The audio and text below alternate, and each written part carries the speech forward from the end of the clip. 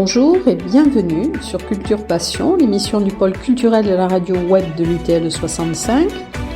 Culture Passion ou embarquement immédiat vers la galaxie Culture 65.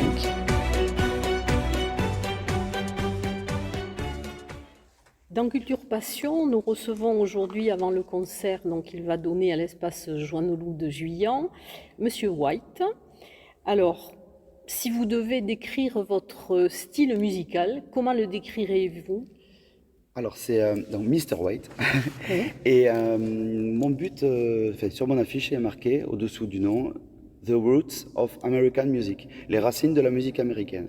Donc mon but, depuis près de 14 ans maintenant, c'est de dépoussiérer ce répertoire ancien, parfois oublié, et, des racines de la musique américaine qui tournent autour du rock and roll, du rockabilly des années 50 essentiellement, mais pas que, aussi la country originelle des années 40, et des fois je remonte même jusqu'au vieux swing, au swing d'avant-guerre, le swing chanté à danser. Mais et je déborde aussi sur les années 60 de l'autre côté, mais c'est essentiellement tourné autour du vrai rock and roll, des origines. Et pourquoi ce choix de musique ? Parce que j'ai joué avant dans beaucoup de groupes, mais il y a 14 ans, je suis parti tout seul. Donc je pense que quand on est tout seul, il faut jouer la musique qu'on aime vraiment. On ne peut pas faire semblant. Et c'est la musique qui m'a toujours plu. Je chantais ce répertoire-là déjà, même quand j'avais 15 ans. Voilà, c'est la musique qui pour moi, c'est le plus naturel. Qui vous parle ? C'est celle qui me parle. Ça a toujours été évident pour moi, la passion du rock'n'roll, je la ressens et j'essaye de la transmettre. Alors moi, je voulais vous demander pourquoi Monsieur White.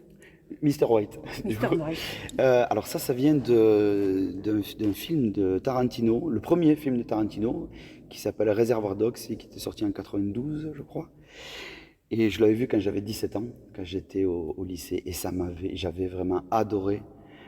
Ce film, ça m'avait vraiment marqué, et au point de reprendre le nom d'un des personnages. Voilà, c'est le nom d'un des personnages de ce film. Tarantino, il est, je dirais, associé certainement à cette couleur parce qu'il a aussi guidé un autre film où le titre c'est The White Man. Donc, alors je ne l'ai pas vu. Alors, voilà, c'est 95 oui. Et c'est un cinéaste américano-japonais et c'est lui qui a guidé vraiment le film. Lui, il avait l'idée et c'est Tarantino qui l'a guidé. Il a été... Voilà, et c'est le racisme inversé. Voilà, donc j'avais pensé à ça peut-être pour l'origine. Et puis après, moi, je me disais, est-ce qu'il y a une idée peut-être du clown blanc, qui est Auguste. Non, pas l'Auguste, l'autre. L'autre, justement. Qui est le moralisateur. Oui. Parce que celui-là, on l'appelle aussi The White Man, quelquefois. Donc, alors le film Le White Man, c'est vous qui me l'apprenez, je ne le connais pas. Non, c'est pas lié à des notions de couleur de peau du tout. C'est une couleur, voilà. C'est un ponte de la mafia dans Reservoir Dogs qui réunit des bandits pour faire un casse et il leur attribue à chacun un nom de couleur et ils se demandent bien pourquoi. Ils trouvent ça assez fantasque et lui leur dit et au moins si pendant le casse il y en a un qui se fait choper par la police, il ne pourra pas donner le nom des autres. Donc j'avais trouvé ça c'est intelligent. C'est intelligent, j'ai trouvé ça génial. Puis le film il est mythique d'ailleurs. C'est mythique, oui, c'est rentré dans l'histoire, oui. Voilà, non, mais on a pris cette explication. Et alors, à quel moment avez-vous découvert la musique ? Vous avez toujours joué de la musique et d'un instrument particulièrement ? J'ai toujours adoré la musique depuis que j'étais préadolescent, vers 11-12 ans. J'écoutais tout ce qu'il y avait chez moi. Alors, c'était surtout des choses du français. Oui, ou la grande chanson française, comme il y a dans les armoires, les bibliothèques des parents, des grands-parents. Brel, Barbara, Brassens, tout ça. Mais il y avait aussi un peu autre chose, comme par exemple je me souviens très bien de ces compiles qui sont devenus mythiques aussi des Beatles, le rouge et le bleu. Il y avait le rouge, c'est les débuts des Beatles, et le bleu, c'est la deuxième partie. Alors j'étais fasciné par les Beatles. Et j'ai appris en étudiant tout ce que je pouvais trouver sur les Beatles, qu'ils étaient fans des années 50. Oui. Et qu'eux-mêmes, dans leur premier album, les Beatles, jouaient très régulièrement, surtout du Buddy Holly, du Carl Perkins, du Chuck Berry, Fats Domino. Et je suis allé voir du côté donc, des origines. J'ai acheté des compiles. On achetait avant des disques des 45 tours dans les supermarchés, entre les poireaux et les carottes. Et alors là, ça a été, voilà. Et à 14 ans, donc par rapport à mon parcours, j'ai commencé la musique. J'ai joué de la batterie au début. J'étais batteur à la base. Je suis un batteur. Je suis ni un chanteur ni un guitariste à la base. Je le suis devenu. Vous avez pris des cours ou vous avez appris tout seul avec des méthodes La batterie, oui, j'avais pris 1 an et demi de cours. Mais après, je suis assez autodidacte tout au long Vous avez une de ma oreille. vie. Je sais pas, je ne pourrais pas La trop le batterie, définir, c'est mais la guitare, la voix, non, je l'ai jamais appris. Ça m'est venu comme ça. C'est comme une extension naturelle de faire de la musique et surtout celle-ci. Je peux pas trop expliquer. Voilà, C'était c'est évident. en vous. Voilà, c'est en vous. Et alors, on parle toujours de votre guitare Gretsch orange. Oui, alors. Alors oui, c'est une Gretsch orange, effectivement, une 6120 western, exactement. Pourquoi celle-ci et pas une autre? Ouais. Pourquoi pas une autre guitare ou une autre Gretsch, parce qu'il y en a d'autres? C'est parce que c'est celle qu'utilisait Eddie Cochran, un des chanteurs des années 50 que tout le monde connaît. Peut-être le nom, ça dira rien, Aussi. Eddie quand même, Cochran, oui. si. Mais il y a des gens, des fois, ils disent non, je ne connais pas. Alors que quand on fait Come on, everybody, tout le monde dit ah oui, oui, d'accord, ah oui, si c'est ça, je connais. Voilà. Et il avait toujours sa Gretsch orange, qui était une 61-20 western.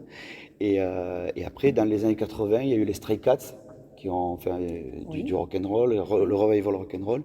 Et il avait aussi une Gretsch orange.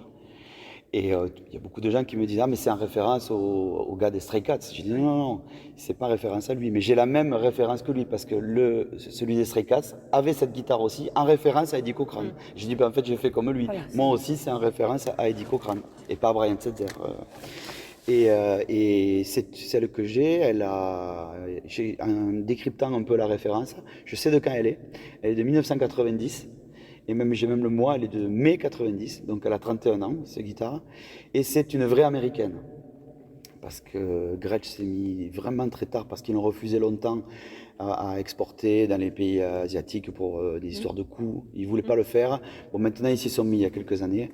Mais ça ne vaut pas les vraies américaines. Et moi, j'en ai une. Voilà. Est-ce qu'elle a une sonorité particulière? Oui. C'est vraiment, elle n'a pas une très grande polyvalence. C'est vraiment axé pour jouer. Qu'est-ce qu'on joue avec? Du rockabilly, du rock'n'roll, de la country, peut-être du blues, du jazz. Voilà, c'est les musiques américaines. Voilà, c'est tout. Après, on peut pas jouer. C'est pas comme une Gibson où on peut jouer. Oui, voilà. Ou par exemple, après, il y a des guitares qu'on appelle très polyvalentes, comme la Stratocaster de Fender. Qu'on voit partout. Ça, c'est des guitares pour tout jouer. La Gretsch n'est pas une guitare pour tout jouer. C'est certaines musiques, mais vu que c'est celle que je fais, ça me va bien. Et alors, est-ce que vous interprétez des chansons et des musiques d'autres compositeurs ou est-ce que vous composez aussi? Alors, les deux. Les deux. Mais c'est essentiellement quand même des reprises, puisque mon but, comme je vous l'ai dit, est d'aller chercher Dans cette cette vieille période-là, musique et la transmettre. Par contre, je la transmets totalement à ma façon. Je garde le texte et la grille Il faut harmonique, l'approprier. mais je me l'approprie totalement. J'ai une façon de l'interpréter qui n'a rien à voir avec les années 50, en fait. D'accord.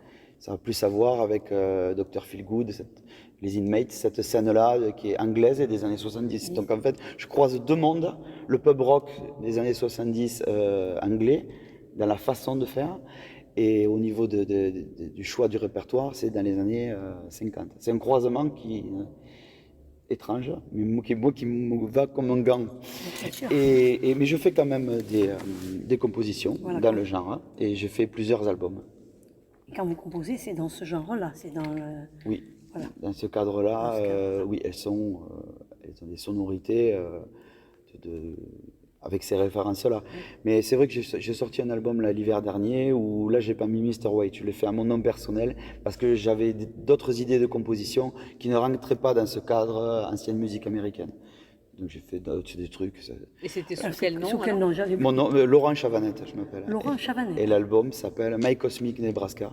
Et là, je fais des compositions qui partent un peu dans tous les sens, essentiellement avec des sons de synthé, années 80, des cordes, des voix. Ah oui. c'est autre chose. Ah oui. Voilà. Ah, vous avez quand même Et alors, élargi votre... en tant que Mr. White, qu'est-ce que vous préférez interpréter? Quels sont vos titres favoris? Les titres. Ce que j'aime bien faire dans l'idée de découverte, c'est de ne pas forcément jouer les titres évidents des années 50, que tout le monde connaît. C'est pas parce que je les rejette, mais c'est qu'on on les entend encore à la radio, tout le monde les joue. Qu'est-ce que je me dis, je ne vais pas faire une énième version. Elle était comme Blue Sweat Shoes, Johnny B. Good et tout ça. Bon, je le fais si on me le demande, mais j'essaye d'aller chercher, d'aller gratter un peu. Je joue des faces B de certains hits de l'époque. Et ça, j'aime bien comme ça fait, parce que les chansons sont bonnes, donc on peut les aimer sans les connaître. Et en plus, il y a l'idée de découverte. Et en tant qu'artiste de référence, il y a Eddie Cochran, voilà, je dirais Johnny Burnett, Gene Vincent, bien sûr, et en country, plus Hank Williams. Hank Williams, ça c'est la country années 40, voilà, c'est ça mes références. Après, je dirais Elvis aussi, mais ça aussi pour moi, Elvis, je suis un grand fan d'Elvis, grand respect, immense, il interprète, voilà, c'est incritiquable presque. Mais pour moi, ce n'est pas le seul. Dans les années 50, il y avait une flopée d'artistes auxquels on peut se référer. Et Willie dans le Nelson, c'est quelle période? Parce qu'il fait de la country, Willie Nelson. Willie Nelson, c'est après. C'est après, un peu après. Parce que c'est Il un me country même. Oui, mais c'est après. C'est quelqu'un qui a dû écouter tous les artistes que je vous ai dit. D'accord. Voilà. Et alors, combien de titres avez-vous interprétés? Oh là, à force C'est en 14 difficile. ans, je fais qu'en rajouter. Oui. Et du coup, je dois en connaître une bonne centaine. Ah oui. Et alors, ce soir, est-ce qu'on peut savoir ce que vous allez jouer ce soir? Oui, alors vu que ce soir je fais un genre, c'est apéro-concert, je joue juste 1 heure. Donc je vais me consacrer plus sur du rock and roll. Je ne vais pas trop faire de balade. Ah, d'accord. Voilà. Non, mais c'est très bien. En tout cas, on a été contents. Merci rencontrer. pour cette rencontre. Et puis donc, on va vous écouter tout à l'heure. Avec beaucoup bien. Voilà. d'intérêt. En tout cas, merci beaucoup de nous avoir consacré ce temps avec un concert, parce que c'est vrai que c'est pas évident. Je vous devez être un peu stressé avant le Du coup, ça concert. me déstresse. Donc je vous remercie. Je suis ça content vous aussi déstresse, de vous rencontrer. Et je salue aussi, bien sûr, tous les auditeurs. Voilà, merci beaucoup. Merci Merci à beaucoup, vous. Monsieur White. Merci.